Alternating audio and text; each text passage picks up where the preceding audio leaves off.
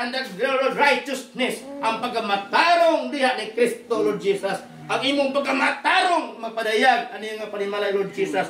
Lord Jesus, akong ginadiklara ang imong pulong sa Jeremiah 29:11 that you have a great plan not to harm, but you prosper and to give hope and a great future. In Philippians 4:19, our God shall supply our need according to riches in glory in Christ Jesus. In Isaiah 54:17, that no weapon formed against shall prosper.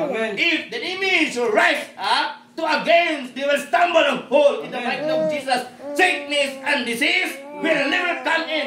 Tungod kay gisilyado na sa imong dugo, imo nining gikordon sa imong dugo, imo kaning gitabunan sa imong balaang dugo. Kay Domingo family o kaning panimalay, Lord Jesus, ibalaan kaning tibok panimalay. Isagrado kini sa imong gamhanang balaang dugo. Kung naay mga elemento ng mga espiritu, Lord, mga impacto diwindi unsa na adi, Lord, imo ka na sila pamatyon sa imong dugo. In the mighty name of sumugon nimo na sa imong dugo. Kanang mga daotang elemento, aning panimalay, Lord Jesus. O kani, Lord, gikan sa taas, hangtod sa ubos, Lord Jesus, imo kining gisilyuhan o gitabunan sa imong hamiling nga dugo. Aning panimalay, Lord Jesus. O ang nagpuyo nini, Lord Jesus, akong ginadeklara ang imong balaang dugo. Akong ginasabwag ang imong balaang dugo. Aning ang panimalay, Lord Jesus. O salamat, Lord, silang kinabuhi nga ilang magkaroon ng good health, long life, favor, and protection. And Lord, and surely and goodness and mercy will follow this all the day of life, and he will the house of the Lord